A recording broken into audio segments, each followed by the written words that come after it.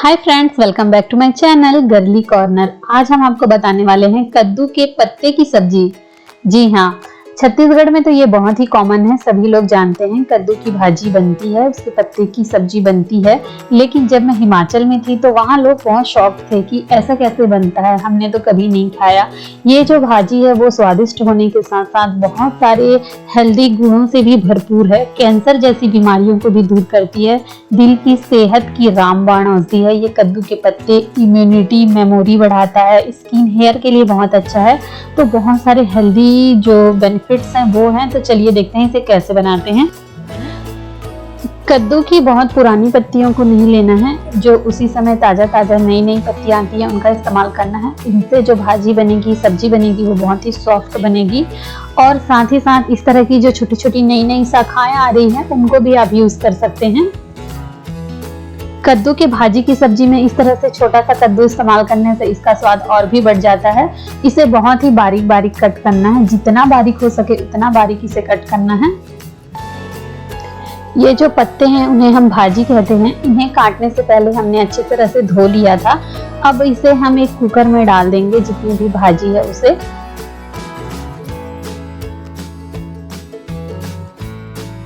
इसमें जो छोटे छोटे कद्दू के फल आते हैं उसे भी आप यूज कर सकते हैं। इसमें हम जो कद्दू आपको पहले दिखाए थे उसे कट करके यहाँ पर डाल देंगे। अब रफली चॉप्ड करके हम एक टमाटर डाल देंगे। अब हम इसमें डालेंगे कुछ चना दाल, उसे हमने धो लिया है। धोने के बाद हम इसमें डाल देंगे, ये कुकर में पक जाएगा। अब हमने इसमें डाल दिया है नमक। अब हमने डाल दिया है लगभग आधा पौना कप के हिसाब से पानी। अब बस जितने भी इंग्रेडिएंट्स हैं उनको एक बार चम्मच से मिक्स कर लीजिए और कुकर का ढक्कन लगा के 5 सीटी होने तक इसे पकने दीजिए मीडियम आंच पर। ये देखिए सारी चीजें बहुत अच्छे से पक चुकी हैं। कद्दू भी, चना दाल भी, टमाटर भी सभी अच्छे से गल चुके हैं और अच्छे से पक चुके हैं। हमारी भाजी भी बहुत अच्छे से पक गई है। ये देखिए इसमें हल्की हल्की पानी बची हुई है। जब हम इसे तड़का लगाएंगे तो ये पानी को हम वहां पर सुखा लेंगे। चलिए सब्जी में बघार लगा देते हैं। तो बघार लगाने के लिए हम यूज कर रहे हैं कटे हुए लहसुन और लाल मिर्च की। तो ऑयल बहुत अच्छे से गर्म होना चाहिए। उसके बाद हम डाल देंगे कटे हुए लहसुन को और डाल देंगे लाल मिर्च को। लाल मिर्च अच्छे से जलना चाहिए। छत्तीसगढ़ में कहते हैं ऐसे बघारना चाहिए कि सामने वाला बैठ के खांसी नहीं तो सब्जी मिठाई नहीं। अब हम डाल देंगे अपने कद्दू की भाजी को और इसे ढककर डालना है ताकि बघार सब्जी के अंदर रहे।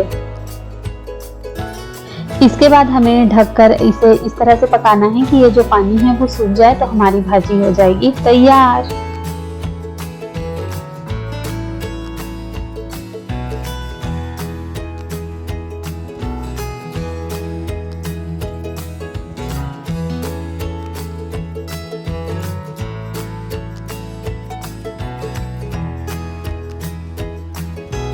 ये देखिए भाजी की जो तली में जो पानी थी वो सूख चुकी है। एकदम एक्सट्रीम ड्राई भी नहीं करना है, हल्का सा भाजी में हल्का सा गीलापन रहे तो अच्छा रहता है। इस स्टेज में आप नमक भी अगर एडजस्ट करना है तो यहाँ पर डाल सकते हैं।